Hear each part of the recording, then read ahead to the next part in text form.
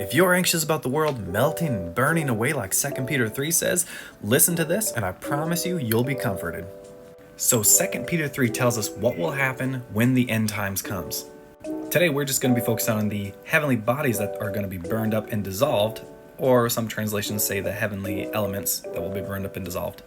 So most people, when they read elements they're thinking earth, wind, fire, water, like the elements that make up the world.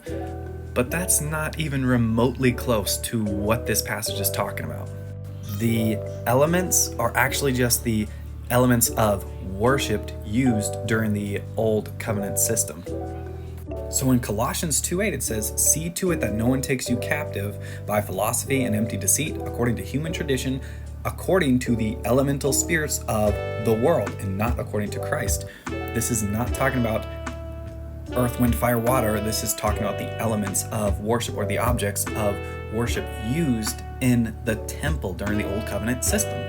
The Jewish religious leaders were trying to get people to go back to the Old Covenant system because so many of them were leaving it to go to Christ. And Paul is saying, don't go back. You have Jesus. He's the new and better covenant. You don't have to follow these empty objects of worship. You have the fullness of what those objects pointed to.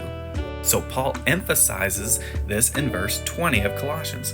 If with Christ you died to the elemental spirits of the world, why, as if you were still alive in the world, do you submit to regulations? This is talking about the Old Covenant system. You're no longer bound to that because Christ is the fulfillment of what those elements pointed to. Hebrews 5:12 and Galatians 4:3-4, both passages use that same elemental spirits word to describe the elements of worship that people did not need to go back to because they had the new and better covenant in Christ.